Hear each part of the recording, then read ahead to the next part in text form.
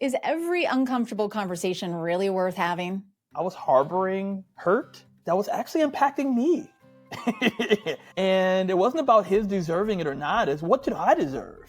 And I deserve to be able to be a little bit uncomfortable to get to this place where I could operate from a place of peace.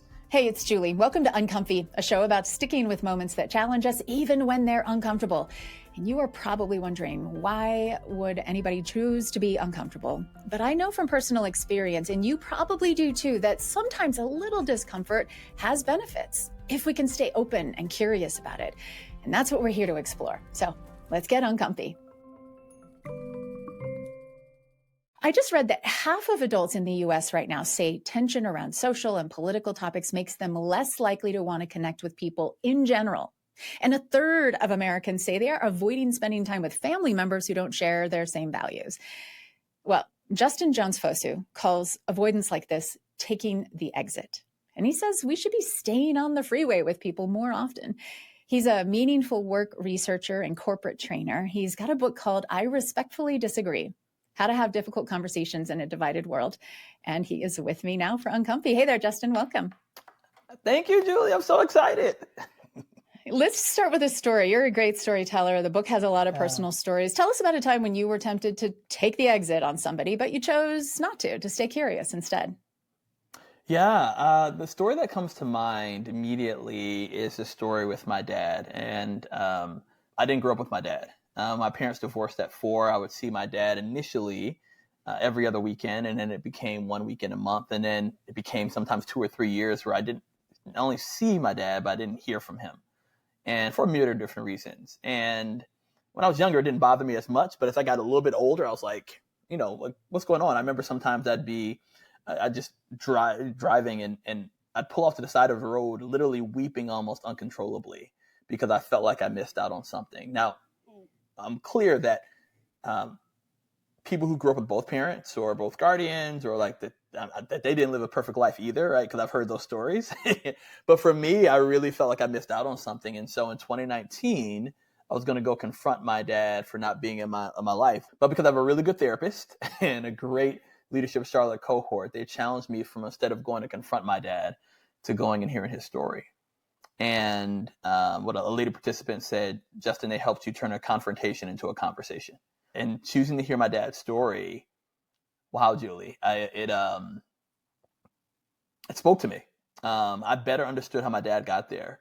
And it allowed me to give my dad the benefit of grace, and led to me choosing to forgive him, not because he asked for it, but because it was my choice. And then staying in that uncomfortable position of choosing to hear his story versus telling him off, and choosing to be more curious versus filling in the box with conclusions. It led to forgiveness. And on the other side of that, I didn't even realize, Julie, was that I was holding back a whole aspect of my heritage. Because my dad's from Ghana, my mom's from America. And so I had been holding back this Ghanaian American or this Ghanaian aspect of who I was unknowingly. And it felt like just this wave of heritage washed over me in that moment of forgiveness. And so I tell people, like, you have no idea what's on the other side of respectful disagreement, because I had no idea that I would embrace it in that way. That's led to some pretty cool things in terms of me going back once a year now and taking people with me. We're almost finished with building a middle school in Ghana now, in my dad's home village. Well, Justin, thank you for sharing that story. Do you mind if I ask a few additional questions about what I love that. Yes, what that encounter was like? So what would it have looked like, first of all, if you had taken the exit? Sort of how do you define taking the exit in that instance with your father? Taking the exit is where we just automatically turn to assumptions and conclusions. Mm-hmm. And so I had in my mind why I thought my dad wasn't there for me. They didn't care for me. He didn't love me, all those things.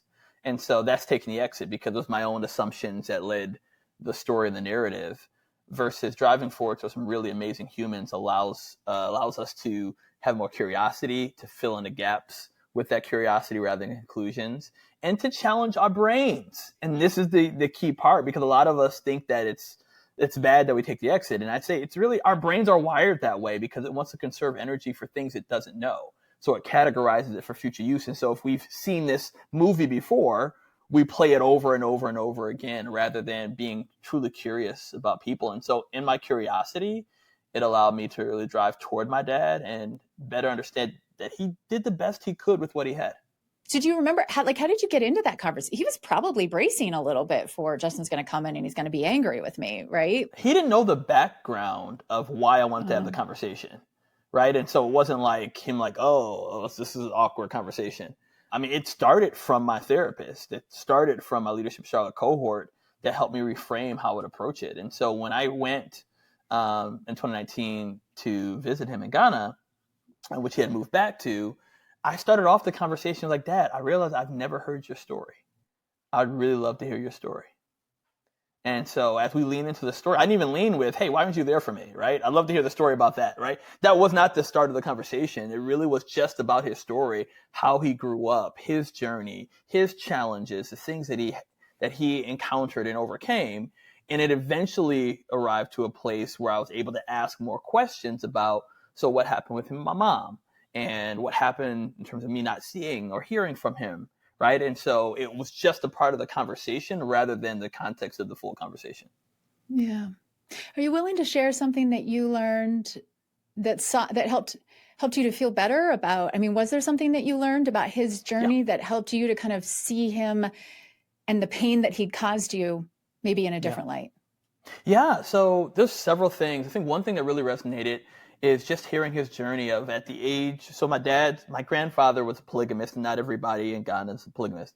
But my grandfather was a polygamist. And so my dad was the firstborn of my grandfather's 4 wives. And so he would see his dad maybe 1 week out of the month. At the age of 14, he went off to school by himself. At the age of 16, he came to the United States by himself.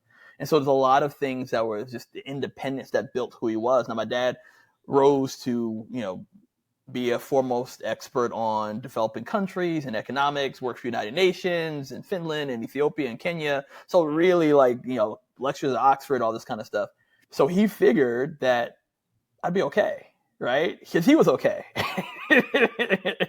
And that it built up the muscles of independence and different things. And that almost he applied this. And I remember him making a statement is that the teacher appears when the student is ready.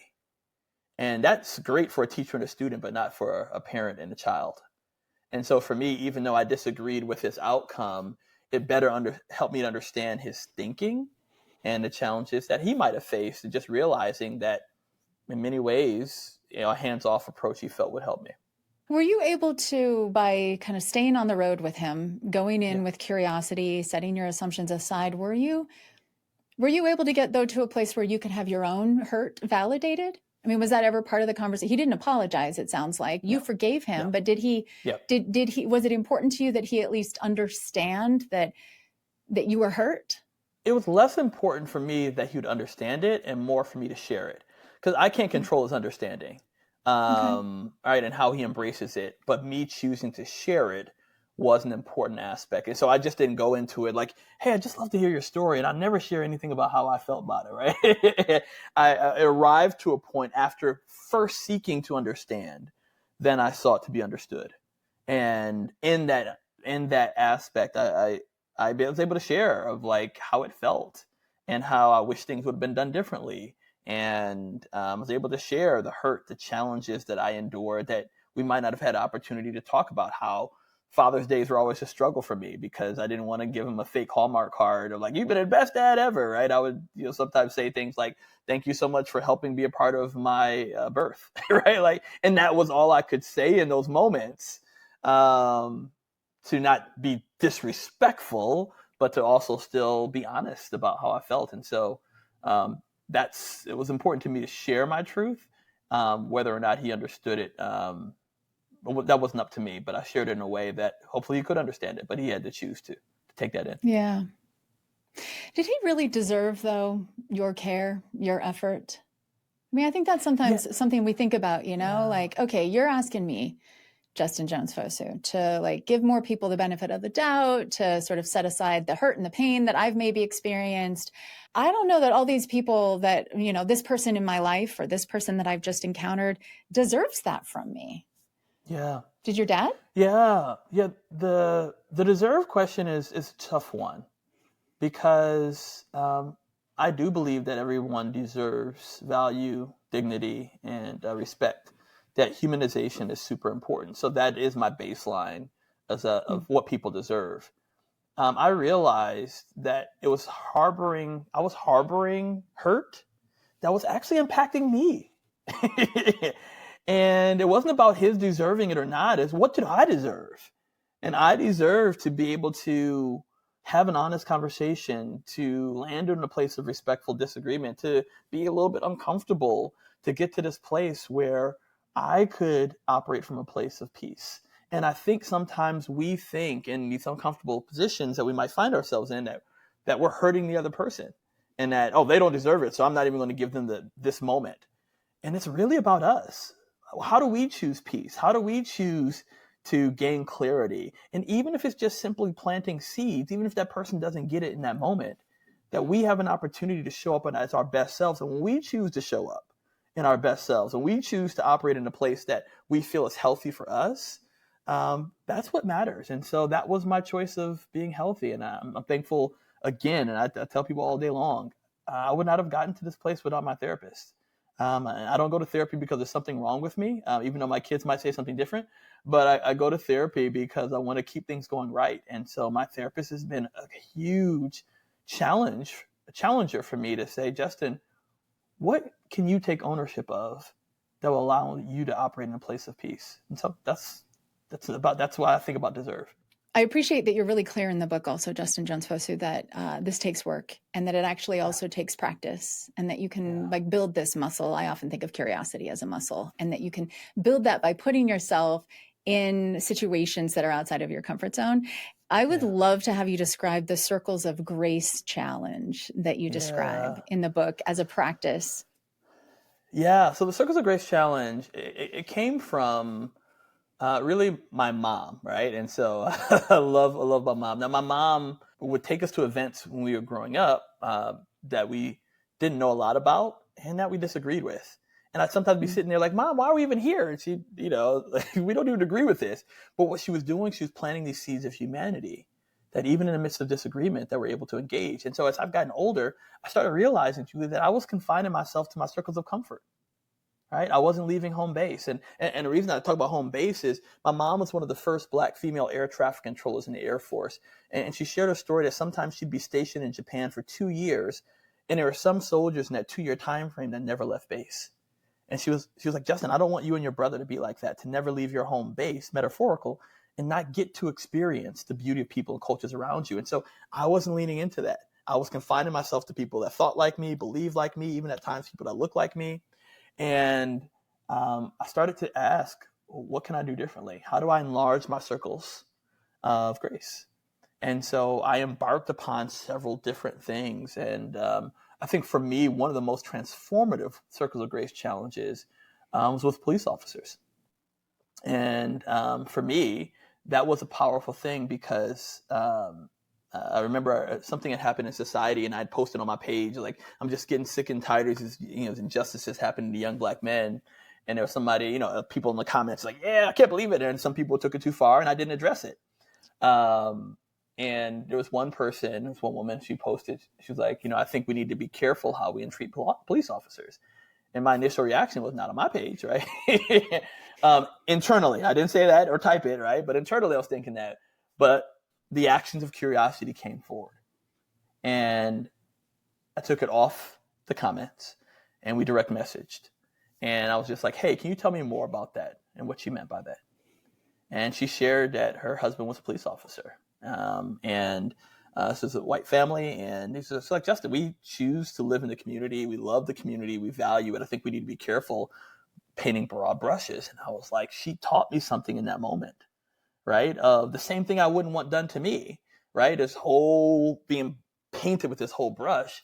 And I was able to form this distinction between policing, which has historically been problematic in our country, with police officers who I genuinely feel have a heart to do good and to help the communities in which they serve. And so that's where the Circles of Grace challenge came from, is that every 6 to 12 months, we encourage people to go to events, experiences, or engage with people that they don't know a lot about or they disagree with, asking 2 questions. What did I learn about this event, experiences, and or people? And what did I learn about myself as I experienced them? You're not going to change people's minds. You're not going to tell them why they're wrong. You're not going to tell them, well, this is my perspective. It's truly an opportunity to learn, and it allows us to actually begin the process of diving deeper into some really amazing humans. Justin Jones-Fosu is the founder and CEO of Work Meaningful. He's a researcher and an inclusivity trainer, and his new book is I Respectfully Disagree: How to Have Difficult Conversations in a Divided World. Thank you for your time today and for your stories, Justin. Absolutely. Thank you so much, Julie. And thank you for getting uncomfy with us today. I'd love to hear if you have spent time recently outside of your own circle of comfort, or circle of grace, as Justin calls it. I love the idea of the Circles of Grace Challenge, and now I'm thinking I'd like to take that challenge this month. I'd love to hear your suggestions of where I might go or what I could experience that would challenge me. Email us at uncomfy@byu.edu or reach out on social media. I'll be sure to report back. And in the meantime, if you love diving into thought-provoking discussions, check out my other podcast, Top of Mind with Julie Rose. Every episode takes one tough topic, and we go looking for perspectives that will challenge us, help us feel new empathy, and also feel empowered and optimistic. You can find Top of Mind with Julie Rose on your favorite podcast app. Uncomfy is a BYUradio podcast. Samuel Benson produces it, and the team includes Jake Hazelton and Sam Payne. Our theme music was composed by Kelsey Ney. I'm Julie Rose. Can't wait to get uncomfy with you again next week. Hey, it's Julie again. Just before you go, if you're a young adult or if you have one in your life who's trying to make sense of faith in the real world, there's a new BYUradio podcast you're going to want to check out. It's called Take a Leap. It's created by BYU students who are having honest conversations about what it means to live your faith at school, at work, and in everyday moments. So you'll hear real stories from young people of different backgrounds, what they're wrestling with, what inspires them, and how they are finding purpose. This podcast is a thoughtful space for young people to reflect and connect. You can find Take a Leap on Apple Podcasts, Spotify, YouTube, or anywhere you listen.